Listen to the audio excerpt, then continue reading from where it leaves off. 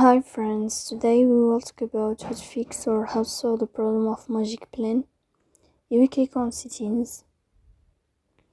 Here we click on apps, default apps, app settings.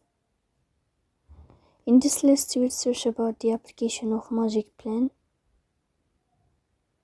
Here in this page of app info you will click on Forcestop and you will click OK.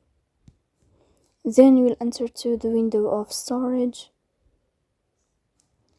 Here you will click on clear cache, but pay attention, don't click clear data because that can delete your account.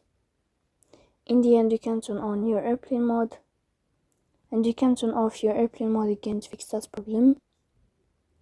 So please don't forget to support us by like and subscribe.